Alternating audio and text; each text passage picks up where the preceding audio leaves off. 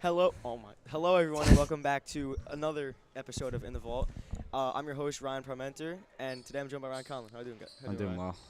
All right, What so about you? there's a lot of things to talk about for NFL this week: AFC Championship, NFC Championship game. But first thing we're going to talk about MVP candidates. So the MVP finalists are Josh Allen, Christian McCaffrey, Lamar Jackson, Brock Purdy, and Dak Prescott. What do you think about this Yep. list? I mean, I don't really see that's definitely the compilation of guys I would have. I mean, it's just about people have different arguments on who wants to win it, but I don't think there's a question that those are the guys that are most deserving of it. What about you? I mean, if anything, I feel like the only person that does not belong in that list I mean, I would is say- Purdy. I'd say Purdy. I I mean, I don't. I feel like you could. I feel like you could make an argument for Hill to be on there over over Purdy. Purdy. Yeah. Because Yeah. you saw what Tua did in that one game or in that game against what was that? What game Denver? was that? Denver. Not Denver. Like Hill played the one game where Hill didn't play.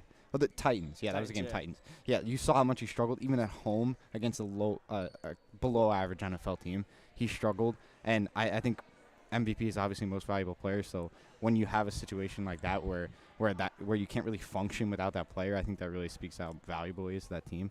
And that's why I have Lamar as my MVP, because I don't feel like the Ravens with their supporting cast on offense around him would be as effective as they are without him. I mean, I know they have a strong defense, but putting up 34 points on a well-coached Texans defense is pretty impressive, especially in a playoff game where they've had 2 weeks off, really, the starters. 3 weeks, 2 or 3 weeks off. What about you? I mean, in my opinion, I think it should be McCaffrey. I mean, He's had an incredible season, but the only argument I think you'd have against him is that he's not a quarterback. it's that, and also like the 49ers system is so effective. If you have Purdy out, you kind of McCaffrey much more valuable to the team, but you could throw Elijah Mitchell in there and have him Yeah. average 4.5 yards per carry. I mean, and you could throw. He definitely wouldn't come close to his numbers. Like, it's still a very incredible season. It's just for most valuable player, I feel like it's someone that can, regardless of the system, they just make the team shine. And I feel like that's what Lamar has done this season. Yeah, because every game this season, McCaffrey averaged 115 rushing Yeah. yards and 100 And 100 he had receiving 14 rushing touchdowns and 7 receiving touchdowns in the regular yards. He's season. basically averaging 1.7 touchdowns a game. Yeah, which, I mean, pretty much. is It's ridiculous. incredible. But, I mean, he just gets put in the proper positions by his coaching staff. He's still an incredible player, and he's just made better by that incredible system that he plays in. Well, I mean, he was still elite. No, he was still in no- 2019. You could have argued him to be the MVP again, but I think I mean this year, this case with Lamar, I don't really see how you can put CMC ahead of him just for those two reasons I listed before. I don't think it's so much as the quarterback. I think it's more that he's not the value for him is not as like, it wouldn't be so detrimental if he wasn't there to the 49ers wouldn't be hurt as much if he wasn't there than the Ravens would be if Lamar wasn't there. That's my argument. I mean, I can kind of see where you're coming, but notice how much, especially in that Browns game. Yeah, Notice no, How, notice no, how I know. much. Notice how He much definitely that, hurts. I mean, Notice how much that team struggled without McCaffrey And in the Debo. second half. Yeah. yeah. Debo is 100%. We'll get to that when we talk about the NFC game. Yeah, 100%. But So you have McCaffrey as your MVP? I have McCaffrey as my MVP. I- What so I are have your Lamar. rankings? What are your for rankings? for the guys you listed. Yeah. Lamar, Allen, McCaffrey, Prescott, and then who was Purdy. Purdy? Yeah. But But okay. I would say Hill over Purdy, so Okay, I'd okay. go Hill 5. So I'll make my list, and then we'll Yeah. replace Tyreek Hill Yeah. with Dak Prescott. Yeah. Not Dak Prescott. Because I don't Brock think Purdy and switch Dak it up. Prescott had an incredible season, but he didn't show me anything in the We don't replace Tyreek Hill with Dak Prescott. We replace him with Brock Purdy. or Okay, whatever. yeah, Brock Purdy. So yeah. for me, I think it should be CMC, Lamar Jackson, I think Josh you got to Allen, go Allen over Josh Allen. Purdy, or not over Allen over Prescott. Yeah, I obviously Allen, Prescott, and then Purdy. So Yeah. now that Hill's in the equation, what do you say now? I say Lamar, Allen, McCaffrey, Hill, Prescott, Purdy. I think no Purdy. No Purdy. Ty- Okay, Tyreek's in I there. would go Prescott over Tyreek, but I would still put just from this season alone, I would go those 5. I would do McCaffrey, Jackson, Allen. I'd do Hill and then Prescott. Because I don't think it's just quarterback is more valuable, because I would say McCaffrey's more valuable than Prescott. Oh, 100%. But I don't think Lamar just brings an entirely different aspect Yeah. to the game that Prescott just really doesn't bring, despite his incredible numbers this year. So anything else about No. it? I'm interested to see how it plays out because if McCaffrey does win it, that'll be the first since Adrian Peterson to win it. And you saw some guys in the most recent years like Cooper Kupp winning the receiving triple count, Somehow did not manage to winning. win it. I mean, they had only- Rodgers with the 38 37 to 4. Yeah, it was I mean, 37 to 4 touchdown if to Rodgers interception throws ratio. what 2 more interceptions, that's Kupp's. Yeah, That's yeah. Kupp's word. I mean, that was an incredible season from Kupp. Yeah, that Yeah. he should have won MVP, and I don't think it's particularly Yeah. close. All right, so AFC Championship. AFC Championship. This is gonna be a It's going to be a good- heavyweight. this is gonna fight. be a good game. I mean, as much as I don't want the Chiefs to I'm win, looking forward to this game much more than I am to the NFC game, just because of some of the possible injuries on both sides of that game. I mean, I feel like that game could be pretty one-sided, in my opinion. I Yeah. think the 49ers will probably run away with that, especially if Debo does end up playing. But back to the AFC, I know you can never count Mahomes out, and especially in the playoffs, and especially at this stage, but he always finds a way to get it done. But I think this is the Ravens' shot to get there. I mean, this is their year, really. I know it's said like frequently, but I mean that defense. I think they can. I don't care. Mahomes still hasn't proven enough to me yet. I know he kind what does he have left to prove though? I mean, No, he's proven this year. I mean, with those weapons, I'm saying he's proven a lot. He's definitely clearly the best quarterback in the league and in the world. But he hasn't shown enough to me yet that with these weapons that he can, in a game like this when he's facing a defense like this. He played the depleted Bills defense. He hasn't played a defense to this level in a while. I don't think yet this season. So I'm interested to see how he performs. But just looking at this pre-game, I'm gonna take the Ravens. I mean, I don't know. What do you mean? Like, there's nothing left for him. There's more stuff for him to prove. He somehow managed to make it to the AFC Championship with these. With these absolute bums of a wide receiver. This is also his And a 34-year-old tight end. Yeah, this is his 6th straight. I don't think people realize how valuable Pacheco is to this offense. Yeah, because if Pacheco's not there, that team really struggles. Because you have to start Clyde Edwards-Helaire, who absolutely stinks. Or Jerick McKinnon. So what I mean by like he hasn't proven enough to me is that you look at the Chiefs' schedule, they're gonna run away with the division every year, especially with the Chargers falling apart this year and Herbert getting hurt. I feel like that's the whole situation going on in there. The whole situation with Denver, Oakland had every team in that division had a type of bad situation going on pretty much. I mean, the Chargers with Staley, the Raiders were falling apart at midseason until Pierce came in. And actually came back. Yeah, and then even then they still weren't. I mean, I know they beat the Chiefs actually at Arrowhead, but they're not really a threat. But so I see this as being the Ravens' game to win, and I would be surprised if they didn't. In my opinion, I think the Chiefs are going to win it because, I mean, like you said, on Sunday, I mean, Patrick Mahomes always... It's definitely going to be close. Patrick Mahomes always finds a way to get it done. To just pull something out of him. Especially if this game is at Arrowhead, I might even change my pick. But it's not. It's at M&T. Yeah, that's what I'm saying. That's why I'm picking Ravens because at home they've been unstoppable. I mean, especially in recent weeks. This is the first playoff since Mahomes was in the league where he does not have home field advantage. Yeah, and then look at what he did against Buffalo. Pulled a game out of his hat. But even then, the Chiefs kind of almost fumbled that game away with some crucial mistakes. I mean, literally, they almost did fumble. Yeah, literally. And those things, I think if Allen hits Diggs in that spot, if Allen hits Shakir when he was like running, I get there was pressure, but he almost hit him anyway in the end zone. So there were multiple ways the Chiefs could have lost that game, especially if the Bills had even a little more health on the defensive end. I'm just gonna pick the Ravens. I'm telling you, 95 times out of 100, the Bills win that game. I'm telling you. Yeah. Because that was such a fluke of a win. The Bills. But that's just what happens with Patrick Mahomes. He just always finds a way to get those type of wins. I mean, the only time that we haven't really seen that happen in playoffs is 2021 and 2020. I mean, in those situations, he also had much better receiving cores. Exactly. So, just shows that he really got outplayed. But what's your score prediction for this game? I'm gonna go 28-25 Ravens. I'm gonna do the same, but swap that. Chiefs, 28-25 Chiefs. But the thing is with this is the Taylor Swift thing. Because if Taylor Swift, I'm kind of hoping the Ravens to win, but I also want the Chiefs to win. Like, I could care less. But do you want Taylor Swift to take away from the Super Bowl, like take away from the entertainment aspect that will go under in Super Bowl. In with all them honesty, though, on. I don't think they're gonna put Taylor No, Swift yeah. on the camera that much in the Super Bowl. If the Chiefs do win, especially with the amount of money that they make off the Super Bowl and playing the commercials, actually, have watching. Maybe they'll the have field. commercials with Taylor Swift in them, possibly. Or and you know what? Actually, no, it's an indoor stadium. Never mind. I was All gonna right, say they so- could do Jason Kelsey stuff again, but All right, so on to the NFC Championship, Lions and 49ers. What do we think? I really think this is gonna be. I know the Lions have been a great story. I really wanted them to win. This was the line. The Lions are the people's champ in this league. Everyone wants them to win. I think The this, 49ers have become the bad guy. But I don't really see a way for the Lions to win this game personally. I think the only way the Lions win this is if Debo's out. If Debo's out, I think I still think the 49ers I win, mean, even if Debo's out. But I I mean, think there's right a now- much better chance. I mean, that right the now Lions win. Debo's looking 75-25. So 70 like to Sev- play. yeah, Yeah. Well, I heard that he must have practiced today. He if did, that's he did. yeah. All right, so he went through a limited walkthrough yesterday. that's a big boost, especially with the Lions and they're. I know they have an elite, probably the best offensive line in the game, and probably One of the overall the best offensive lineman in the game.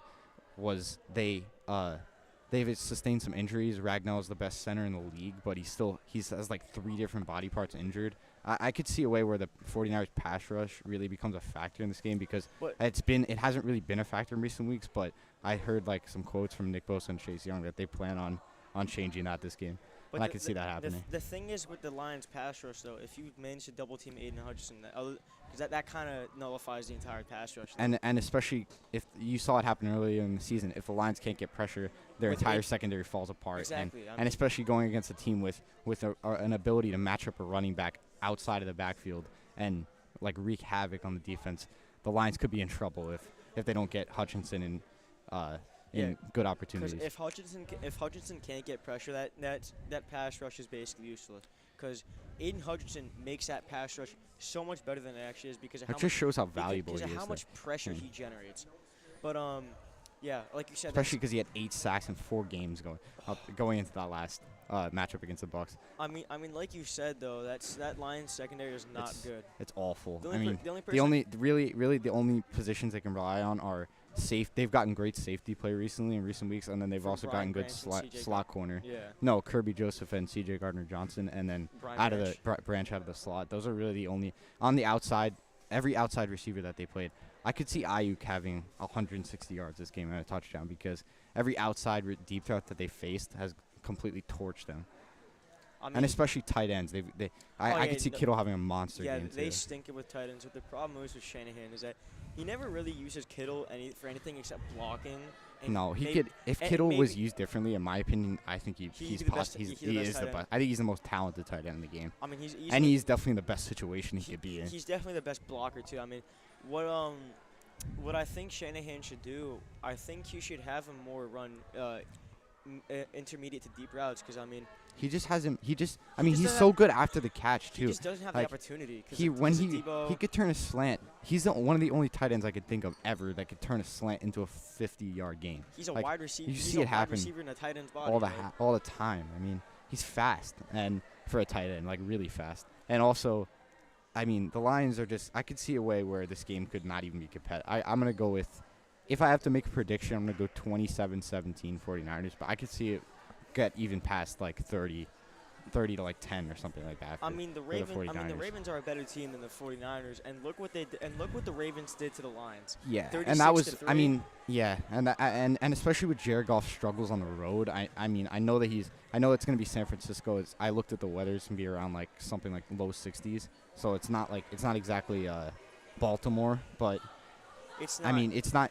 You've seen Goff struggle like almost, especially when he's played 2 home games in a row. yeah, He's gonna be a little bit like Goff's- out of it. Goff Sorry. struggles in away games, and especially like you said, coming back from 2 back-to-back dome games, he's Yeah. definitely gonna struggle. And then the last regular season game they played was also in a dome at the Vikings Stadium.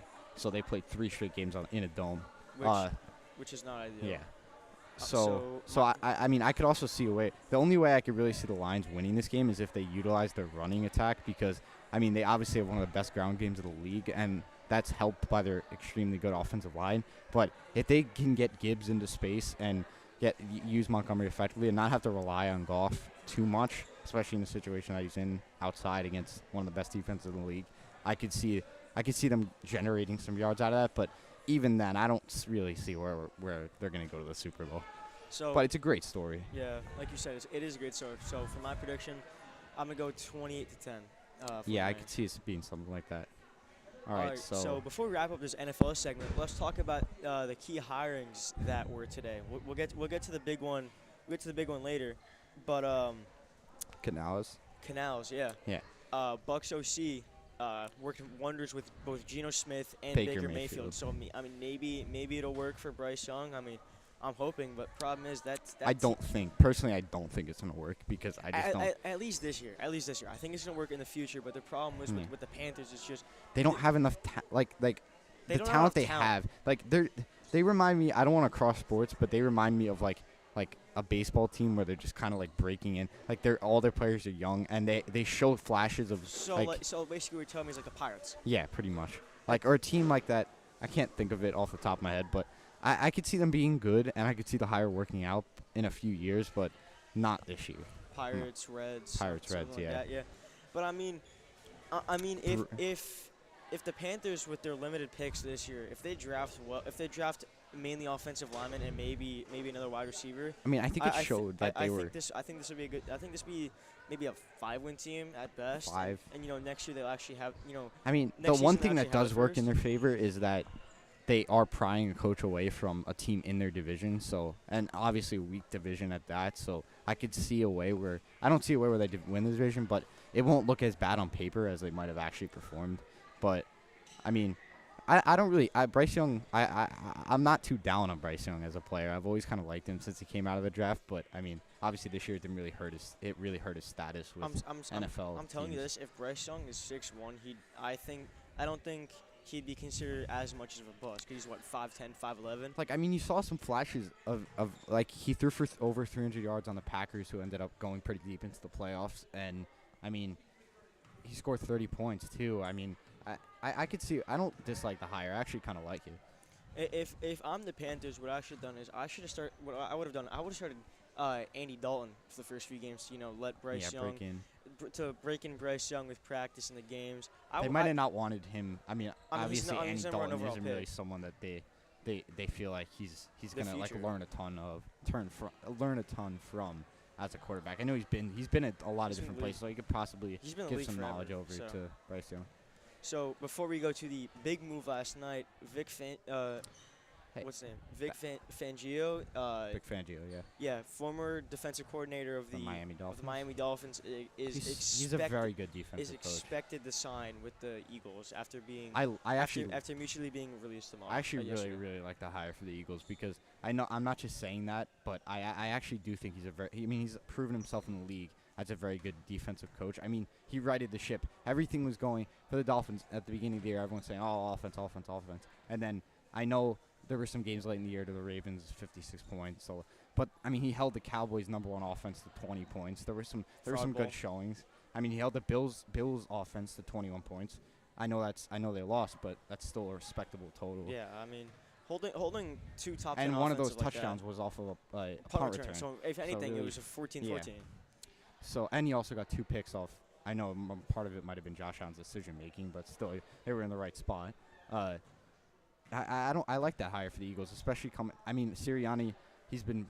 I think he probably felt a little pressure to make some decisions, especially maybe something that could catch people's eye, because Fangio's been in the league forever and he's proven himself as a reliable defensive coordinator. Especially with how bad their defense was this year, and you know how bad their offense this year. That Fangio was definitely a good signing. Yeah. All right. So Do you have any thoughts?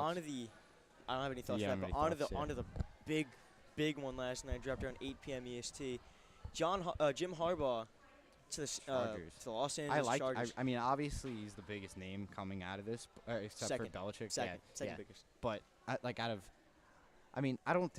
really like it because I feel like he had to go somewhere where the quarterback's obviously in place. You have most of the receivers in place. You have Allen. You have hopefully he could scheme together Johnston to get. You I mean, have Williams Palmer, coming back. You have Williams coming back. Yeah.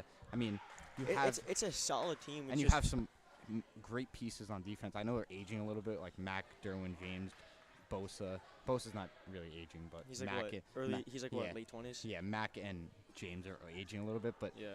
I mean, I think if he could straighten out that pass defense a little bit because they were atrocious this year, and And Harbaugh's a obviously defensive-minded coach. get Herbert back, get himself fully healed from I mean, you won't see anything on his finger when next year starts. I think the Chargers could end up completely righting the ship, especially in a division where they could possibly make a run at the title. I know the Chiefs have held it for so long, but But like we talked about earlier, the Chiefs have shown some cracks as of recent. especially this year. I know they're in the AFC Championship, but the Does- regular season definitely showed something other than that.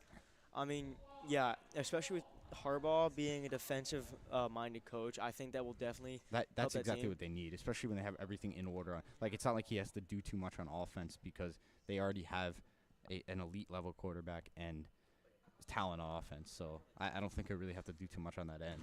He'll probably just work in his specialty zone on defense. I mean, this is a very talented team. It's just that in all reality, it's I think this was a prime example of what coaching does. Yeah, Of what coaching like does. 'Cause especially in the NFL when coaching is like really king. Especially in other sports, you look at it like baseball, the manager really Doesn't really do anything. doesn't except for bullpen decision. Doesn't really. I don't like to cross sports, but that's really That's what you football. just- Football. This is a prime example of what coaching can do. Yeah, I for mean, the baseball- Eagles for and base- the Eagles defense and the Chargers in general were some of the biggest examples of that I've ever seen because I mean their collapse and the Chargers just complete letdown of a season really showed How what important coaching can do, especially when yeah. you have a younger team like the Chargers had some developing rookies, and I mean they weren't really able to kind of even show their skills because of what the coach was like holding them back with. And especially with how bad of a coach it's Staley's, he's lucky that Jalen Ramsey and Aaron Donald were on that 2021 Los Angeles Rams team because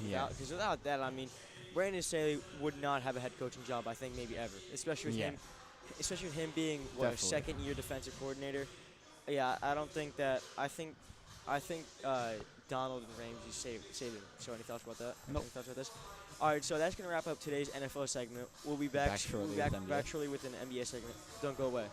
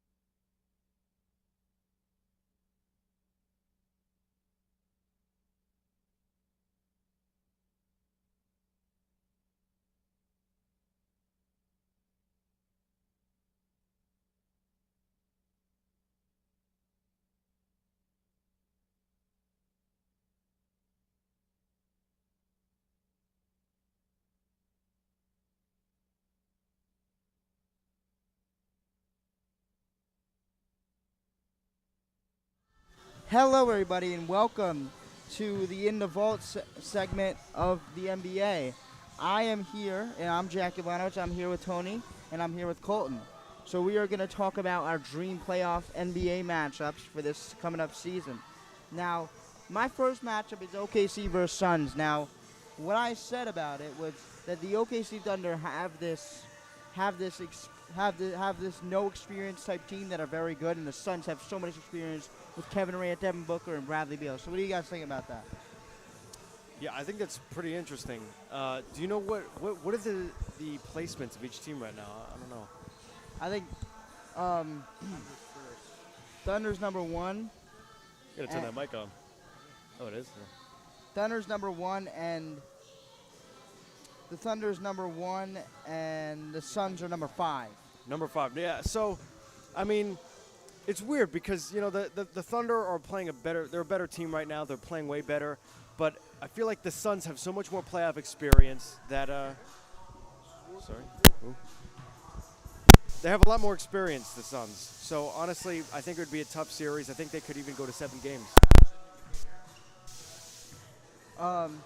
Yeah, I think it could go to 7 games.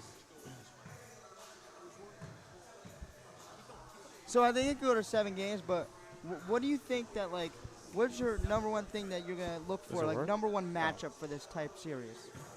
The number one, you mean player by player? Good, right? Like a matchup between player and player that you're looking at. I mean, maybe the best player versus the best defender. Listen, I think it'd be probably be Chet and Kevin Durant. To be honest, I mean that's just the first thing that comes to mind. I mean you could throw Devin Booker in there and Shai. I mean that's another matchup that would be really good. So yeah, those are just the first thing that comes to my mind for that. So wait, what are you looking for the matchup between the Suns and the OKC Thunder? I mean, it's gonna be a tough battle. I think a very very high tier teams. I don't know. I feel like I made it sound like this is actually happening, but it's not. I just made it up. I made it sound like it was actually happening. I mean, it's a possibility, but I think that the Suns will probably end up being like a lower seed on this Western Conference, and yeah. the OKC will definitely stay. They're at the 1, so I think they're That's gonna why I stay thought it would be a at least top 2-7 3. thing, Yeah, 2-7, 3-6, something like that. 1-8. I think it's definitely possible. Yeah. So Mavs versus Wolves is my second one. The Mavericks are coming in offense. Right. Not Kevin Durant. Kyrie Irving and Luka Doncic, offense. They don't have the defender anymore. They gave it the defender Dorian Finney-Smith, but for Kevin Durant, so he's already gone. So they have no defenders right now. They have Josh Green, that's it. They don't have any defenders, but they're going to be tested by a Minnesota Timberwolves team and Anthony Edwards. So my thing is that the Mavericks are all offense, but the Wolves are kind of all defense, but Anthony Edwards and Karl-Anthony Towns.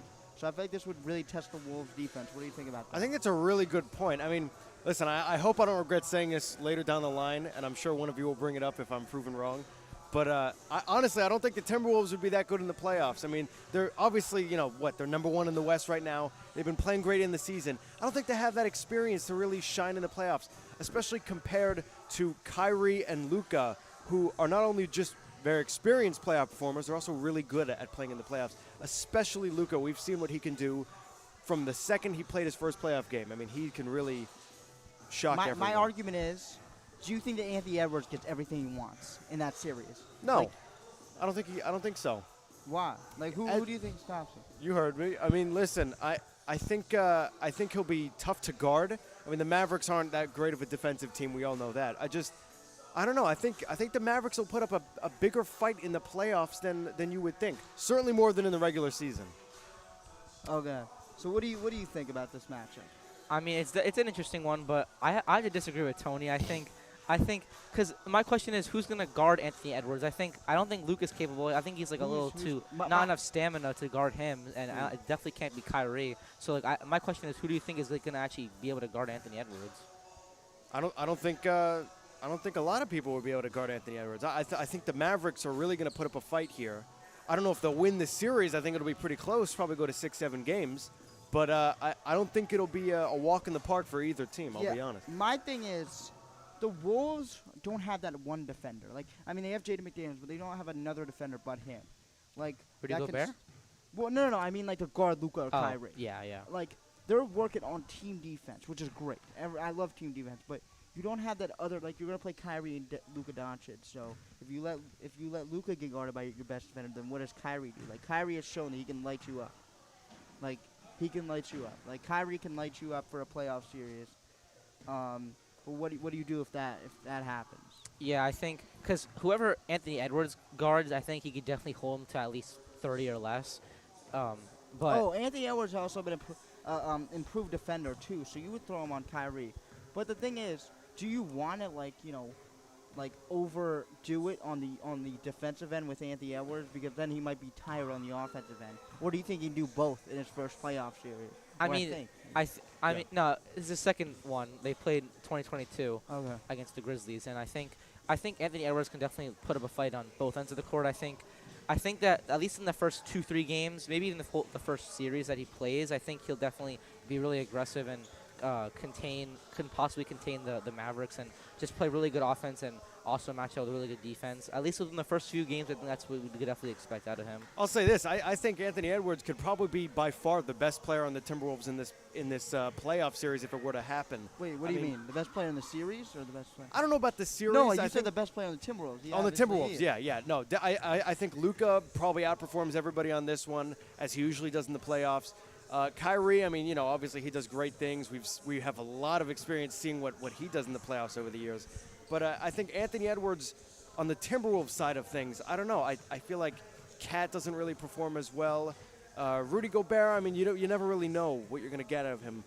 Playoff time. He's not a great offensive player. My thing is that Jason Kidd is a smart coach. I think he's one of the smartest coaches in the league. He's going to run 5 out. So my question to you, what do? Like, you can't. Like, I know Grant Williams sounds like somebody who's like, oh, he's this, but he can shoot. Like, he knows Celtics. Like, he can knock down, like, a few threes and really keep your defense on guard. So, Rudy Gobert, would you stay at the paint with Rudy Gobert?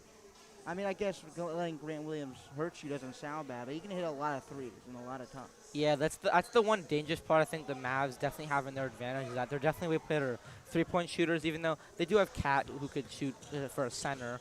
But I mean, Luka, Kyrie, Grant Williams, they're all Tim Hardaway. They're all really good three-point shooters, and I mean, 3's better than 2, so it's gonna be really hard for the Timberwolves to try and contain that. But I think they're definitely capable of containing it. I think talking about Grant Williams, Cat versus Grant Williams is gonna be fun because Grant Williams gets down on defense. Quite the matchup. He got down on defense against Giannis, so I mean, not like it did anything, but real competitive guy. He tries like really hard, but what will it do against Cat? I mean, he could get some dumb offensive fouls. Like, that could really be something to see them go up in battle. Like, can he take that next step with his second option? I mean, it's tough because I think both players can definitely probably get like a little chippy and just like try and get a lot of offensive fouls. I think fouling is probably going to be a big part of this series because I think there's like a little bit of like maybe a little tension, a little rivalry between these two teams, and I think that it's going to be like a lot of chippiness and a lot of just back and forth with these two teams.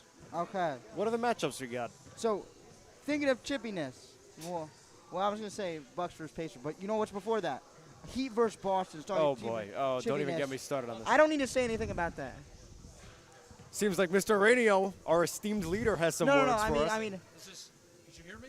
no, I said Bucks hear ya. versus Heat. Did I say Bucks versus Heat or did I say Boston versus Heat? You said Boston Boston. versus Heat. I can't hear it on there. Forget it. I said Boston versus Heat because the Boston played again. Derek White game winner 3. They came back from 3-0 and they just they came back from 3-0 to of course go to their home court and then lose by like 20. But Oh, boy. but again, like they've gained so much during this offseason. Don't remind me of it. But they've gained so much during this season. But I cannot count out Eric Spoelstra and his defense. And I think you go coach for coach, Eric Spoelstra versus Joe Mazzulla. I know Joe Mazzulla is a great team. I understand that. I don't believe him as a coach. I still don't believe in him. I still don't believe Fair. I still don't believe in him. What do you think? I don't know. I think Joe Mazzulla is a really good coach, especially he's a little newer after Ime Udoka was fired off the Celtics. But I mean, they're definitely really good matchups there for both coach-wise and I think players-wise. It's gonna be really interesting seeing the Heat and the Celtics matchup in the first round because that's more like a series that you'd expect later on, second round, third round, conference final kind of matchup. I mean, listen. I think Boston will win. I think Boston will win. I do too. I mean, maybe wishful thinking right there, but I mean, Listen, I think when you compare the coaches, I mean, Celtics, they've been doing good this year. I think Eric Spoelstra by far is a better coach. He's proven himself to be one of the best coaches of all time. He's not going to let Boston get away with the win in the playoffs. I mean, you've seen the battles that they've had over the past few years. It's crazy. Even if the Heat are the 8th seed, 7th seed, they end up playing Boston. We've seen this could go to 6, 7 games A random like role nothing. player is going to drop 20. Yeah. Who we gonna put our money on this I season? mean, when you to see drop these 20 two points teams in the- play in the playoffs, you don't even know which one's the first seed that they're playing so well. I Where's mean, Terry Rozier going to drop 30 on Boston? that's scary Terry. I mean, He's Or, going to come or in there. Caleb Martin. yeah, He Yeah. did it last year. They did. Well, It's unpredictable, but Yeah. they're Definitely. entertaining games. I got. You know what? I'm going to say that this is one for last. I think it's like kind of the best one. I don't know because I just think this one's a little bit less. Like Knicks versus Cavs again. We do this again. I think the Cavs have gotten better. I'm going to be honest. I think they gotten better. I said we're going to do this again as fans. We're going to do this again as fans. Like we're going to watch this again. Yeah. We're going to watch this again as fans. Yes, we will. And I think that most likely will happen, but the Cavs have gotten significantly better. Like, they've gotten shooting and Max Strus. I know it's Max Strus, but they've got shooting. They've gotten Sam Morrill's on the heater, by the way. I don't know if you're all watching like that, but Sam Morrill's on the heater. And they have just done so much stuff without Evan Mobley and Jared Allen. I mean, without Evan Right. Mobley and Darius Garland, that just makes me think, oh, what happens when Evan Mobley does come back? But again, I don't trust Evan Mobley and Jared Allen in the playoffs here. Do you really think they're going to be that much better in the playoffs this year? I mean, even against the Knicks, I just think, I don't know. I don't see it being much different than how they played last year, to be honest. My thing is you have two bigs, but you still get out-rebounded. Like, what's the point? Right. Like, you have two bigs, but you still get out-rebounded by Mitchell Robinson. One man versus two. Like, how do you still get out-rebounded? I mean, listen, he's, 20 feet tall? I mean, I know, but your whole thing was to bring in two bigs. right. But again, I love what Jared Allen's doing, by the way, this year. But I got to go with the Knicks here again because, I just think the Knicks are just going to they just got better defensively. I don't think that Donovan Mitchell has seen a player like OG Anunoby before. Not that I think. He hasn't seen a defender like him before. I Like agree in with a you. whole playoff series, 7-game series, probably seen the Raptors before, of course. But a whole 7-game series, I don't think he has seen a player like OG Anunoby. I'd give it to the Knicks, too.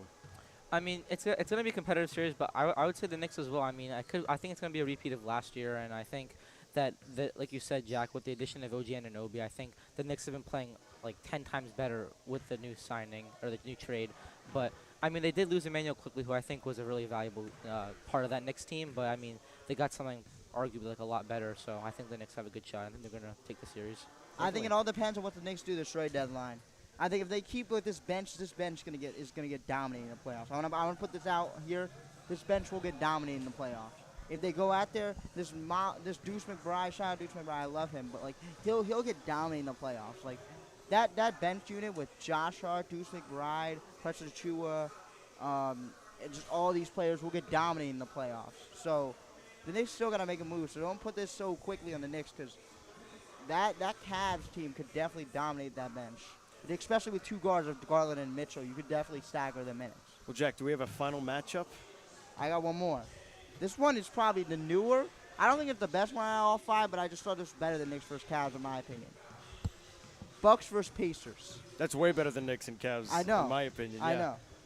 Two Yeah. teams that don't play a single bit of defense, but they're two different paces. One team in the Pacers run up and down the court, another team in the Bucks, which I don't even know their style. They just have a bunch of superstars. That's what their style. Not a bunch, but two. That's their style. So it's kind of like, and they already have this rivalry together. They always have this Right. big rivalry of this in-season tournament. Giannis stealing the ball, as we talked about, the Giannis ball stealing, and also the Pacers have just dominated the Bucks in the regular season. I know it's the regular season, but they have like took the wheels off the Bucks in the regular season. So I know it's the regular season, but hey, Halliburton versus Dame, like Siakam versus Giannis. I know it's Giannis will win that matchup, but you're just looking at the matchups there. Lopez versus Turner, two like same players, but Say what you want about how Damian Lillard is playing in the season this year. I mean, he is one of the most amazing playoff performers that you will ever watch. I mean, he puts on a show every time. He always shows up. And even though he's not necessarily the leader on this team, I think he can make a huge impact. The Pacers, you know, I think they can put up a good fight. I mean, again, how you mentioned, they've beat the Bucks a lot. And I don't know. I think it goes they don't to have any 5 or experience, 6 games. but I don't understand that because if they could run the Bucks out of the gym 7 games, they could go 5 games just running the Bucks out of the gym. They could. And that's the thing about the Pacers. When I look at I'm a Knicks fan. They could run us out of the gym. Like they could run the Knicks out of the gym. Like they could just take them and run them out of the gym. They could run any Eastern Conference team out of the gym if they want to, except the Boston Celtics. But I mean, you look at a team like the Pacers. I just feel like they're so hard. I know the game slows down, but they could quicken the game easily.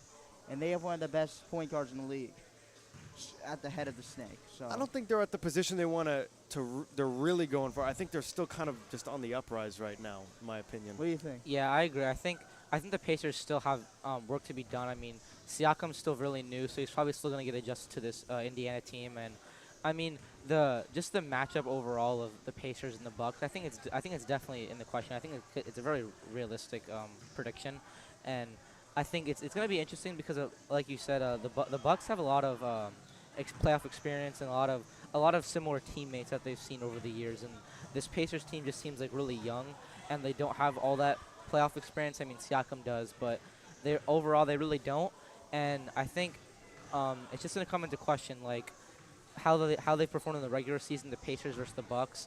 Like we said earlier, it's I don't different think regular though. season matters, Exactly. especially with changing coaches in the middle of the season.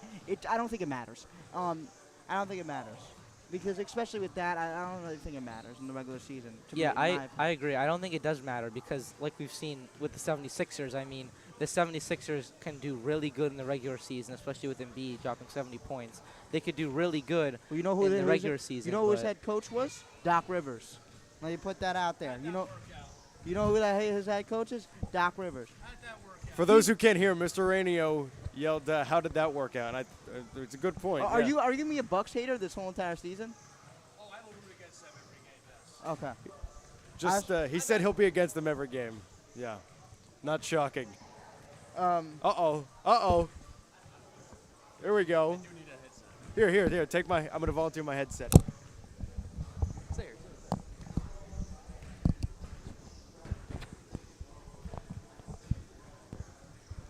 Okay. Doc Rivers. I got nothing particularly against Doc Rivers. He's a good coach. Most 3-1 leads blown as a head coach. Is that right? I think it's So right. you're just You know fueling that you're stat? just fueling my take. So Doc Rivers, good coach, seems a good guy. I got nothing particularly against him. I never have. He played for the Knicks. All right, so I'm a Knicks fan. So I like Doc Rivers. His voice is awful, by the way. He's been through a lot of years of coaching. Like his voice when he was announcing, it was. He's a great man. He was hard to listen to with his voice. I just felt like that.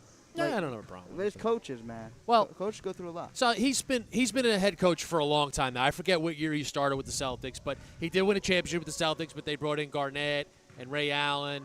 They had Paul Pierce. All right, but they won the championship in 2008, beat the Lakers. He always has that on his resume. They lost to the Lakers in 2010 in 7 games, but they got back. But Rivers, he moved on from Boston. He went to the Clippers. They didn't do anything in the playoffs. Kawhi, Paul George, haven't done anything. They did nothing in the playoffs. Then he moved on to Philadelphia. They did nothing in the playoffs. He got fired after their 7-game series loss to the Celtics in the second round last year. And now here's back with the Bucks. So, again, look, you guys know a lot more than I do. You could break it down a lot better than I do, but I've seen enough. And I've seen enough of Doc Rivers. And they're just recycling a coach. I mean, this is now his 4th stop as a head coach. And My only thing was like, do you want a veteran coach? Maybe that's what they they wanted. want a veteran coach, but they hired Adrian Griffin for a reason. Okay, I don't know exactly what their reasons were, but they brought him in. They saw something in him.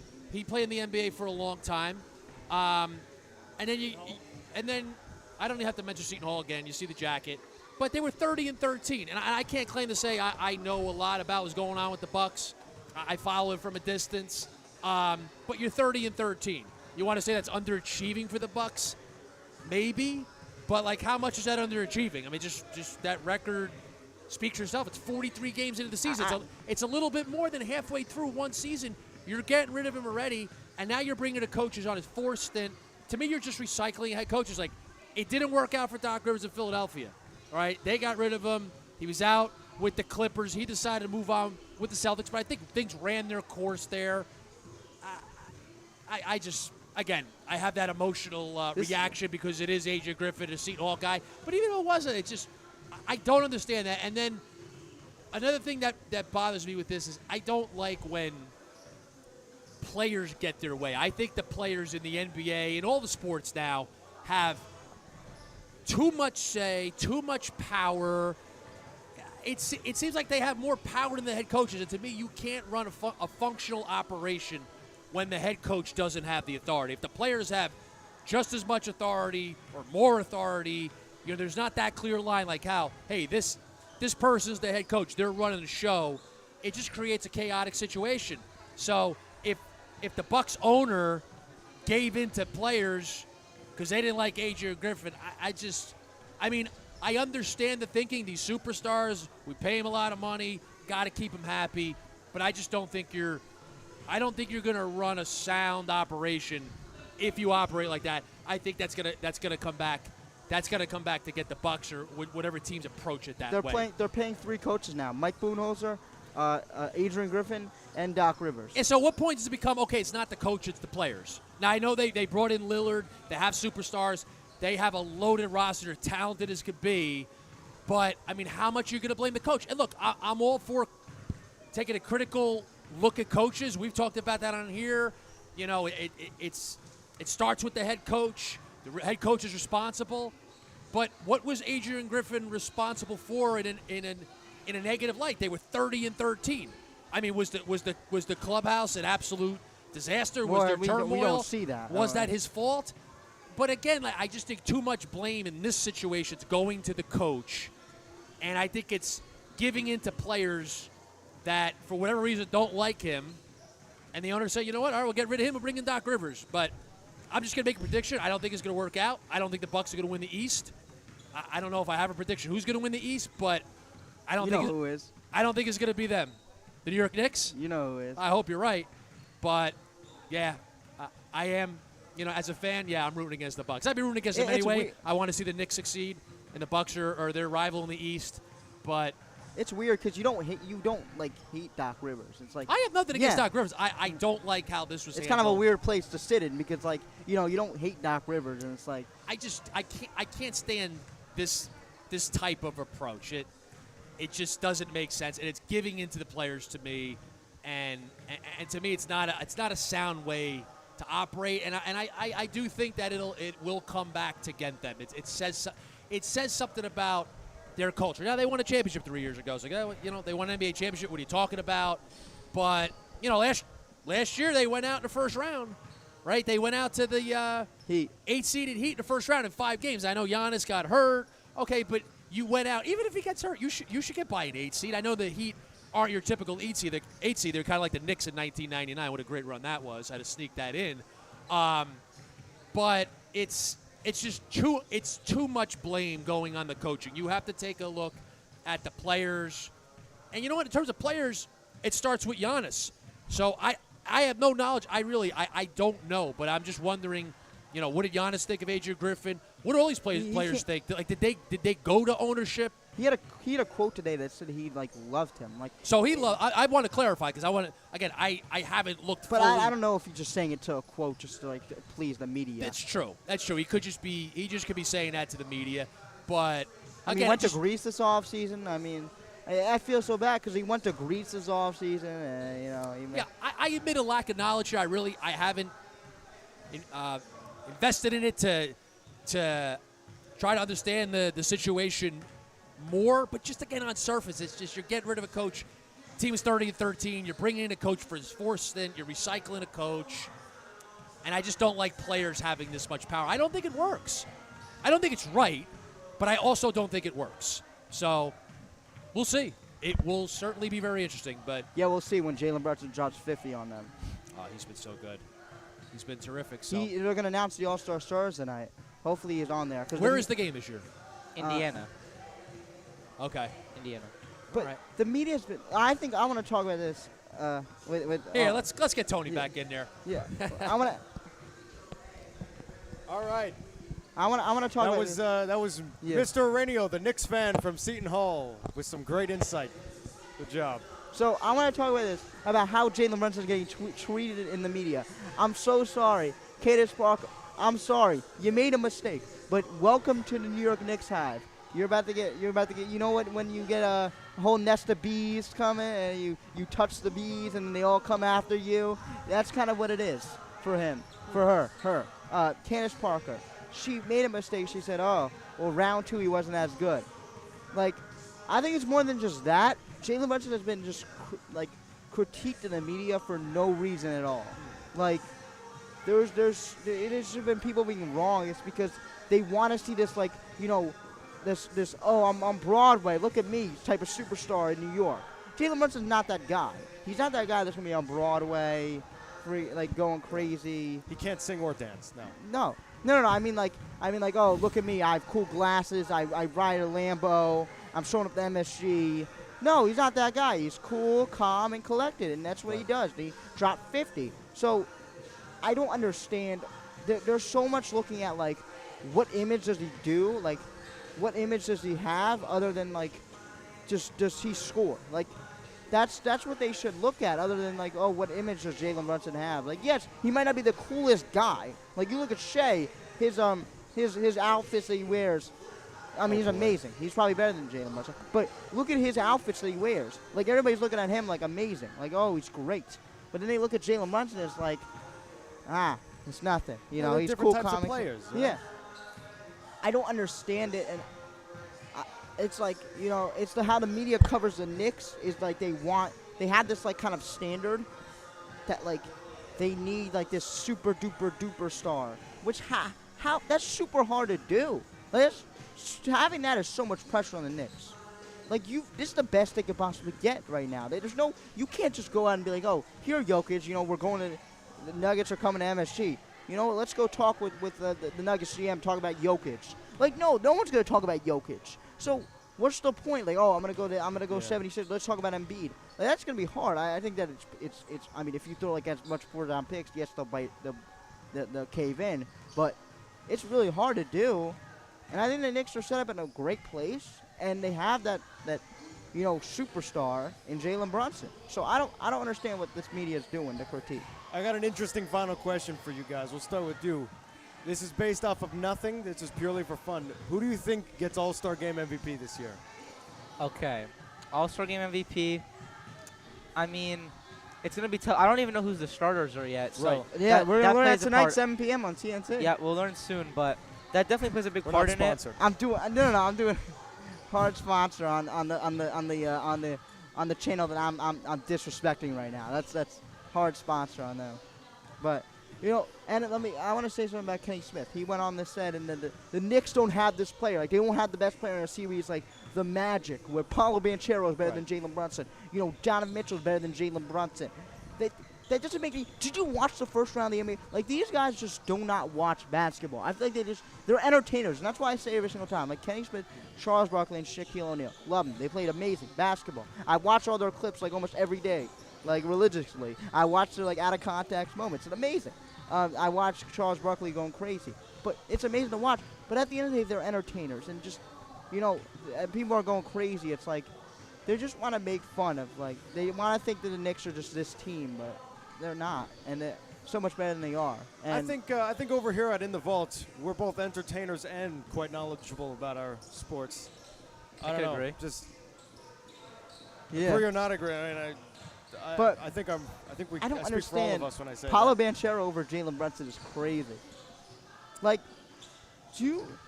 Wait. Who do you think's gonna get All-Star MVP? That's my question. That's Sorry. I want to know from the expert, Oh, the expert? one of our experts. Or one of our experts. I'm sorry.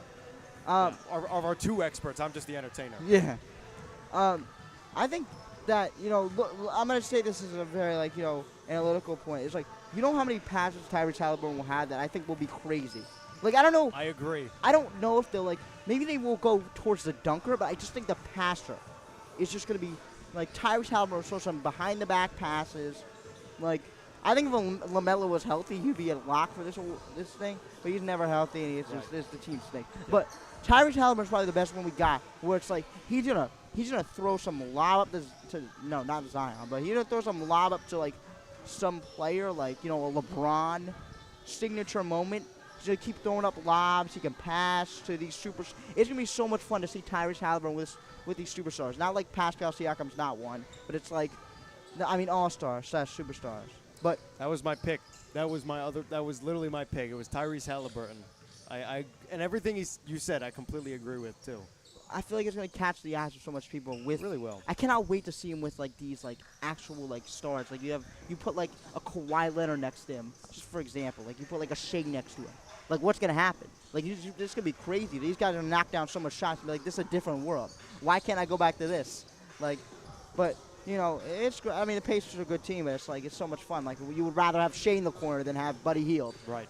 But no, that's not. I would rather have Buddy Hield in the corner. I'd rather have Buddy Hield as well. No, Benedict Mathurin or a Shea. But like, you just like it's gonna be so much fun to watch him just throw lobs up to, like, I don't even know who's a big jumper that you think will make the All-Star game. I don't know. I mean, listen, I think Halliburton is this year's breakout star, pretty much. I mean, Most improved player award, I think, for him.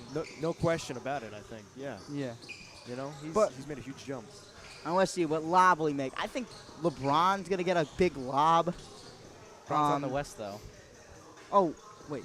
I'm just saying that he's going to throw lobs. Like, okay, the East. Who could jump on the East? Definitely not Julius Randle. I don't think Julius Randle will be catching a lob. I mean, I've seen all of them jump, so. Yeah. Oh, yeah.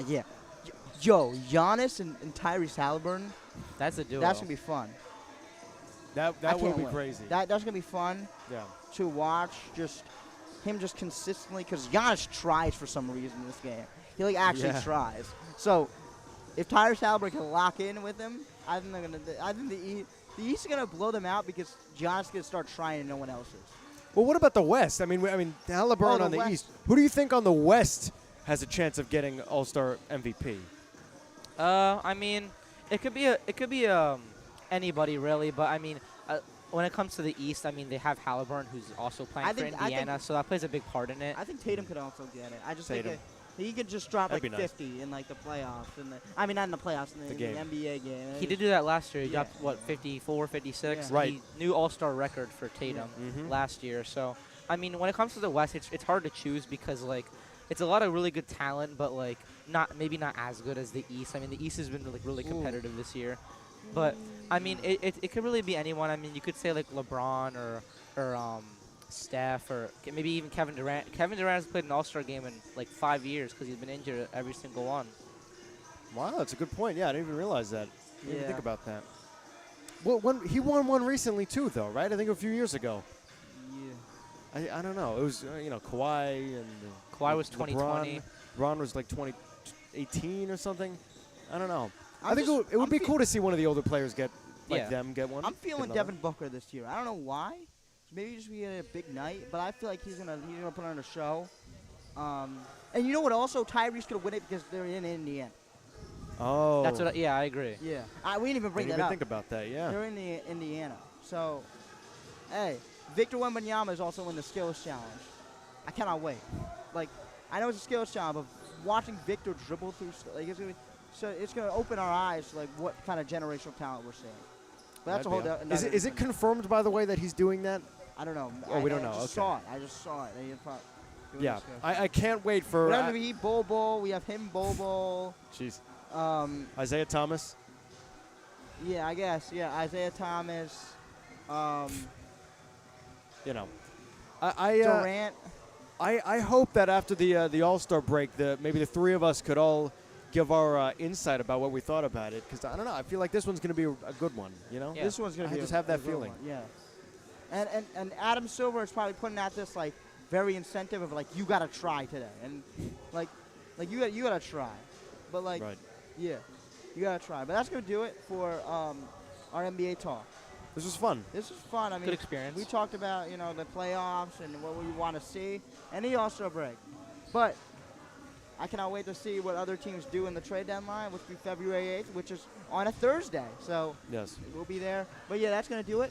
Hopefully you guys had a good time watching us talk about the NBA. I know I did. And this is going to do it for In the Vault. And we will see you guys where the Union Catholic Vikings take on Plainfield.